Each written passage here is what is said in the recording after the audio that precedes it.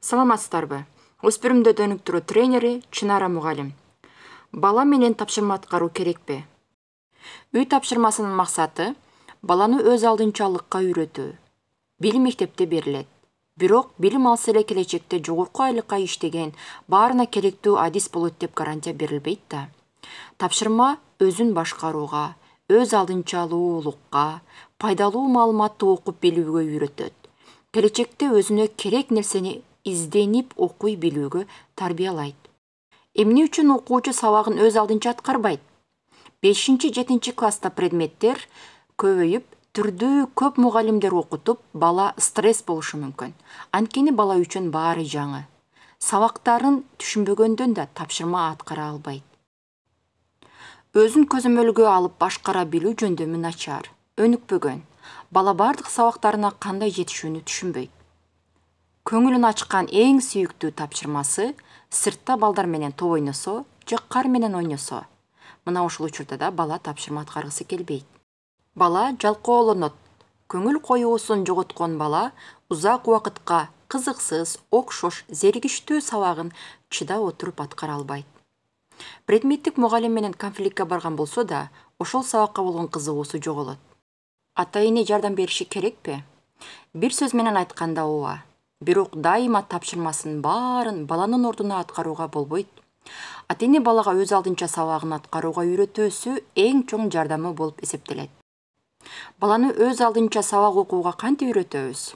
Алгач, жоопкерчилик жөнүндө айтып бериңиз. Жоопкерчилик алууга даяр экендигин сураңыз.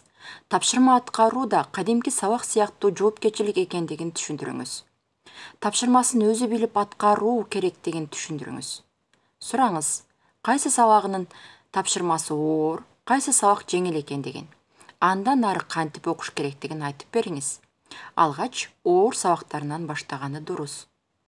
Биргеликте ар бир сабакка канча убакыт кетээрин эсептеп чыгыңыздар. График түзүү аркылуу.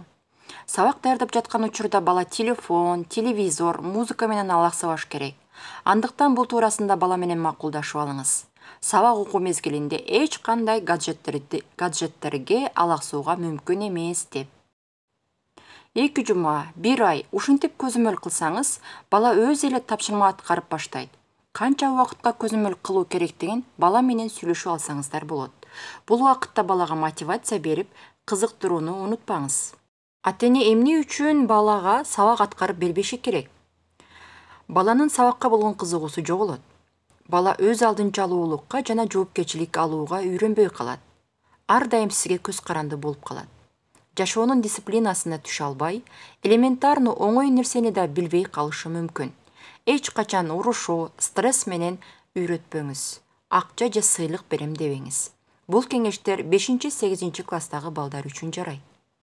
Эгерде сиздин өспүрүм балаңыз жогорудагыдай сабакка баргысы келбесе, тапшырмаларын аткаргысы келбесе, өзүнө болгон баа жана ишеними жок болсо, достошууда мамиле кылууда кыйналса, мугалим классташтарынын пикиринен корксо, өспүрүмдөрдү өнүктүрүү тренингинин 2 проектисине катталыңыз. Бул көйгөйлөрдөн арылуу үчүн 10 жана 14 жашка чейинки өспүрүм балдар психологиялык сабактар аркылуу көйгөйүн чече алат.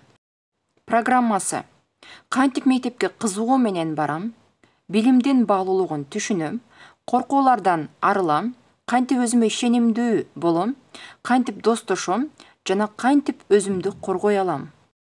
Натыйжада бала өзүн байкоосуз кыскан, кыйнаган коркуулардан арылып, жашоосунда эркиндик пайда болот. Өзүнө ишеним жана өзүн баалоосу жакшырат. Тең туштары менен мамиле куруу, достошуу техникаларын билип, мектепке кызыгуу менен бара баштайт жана билимдин баалуулугун түшүнөт.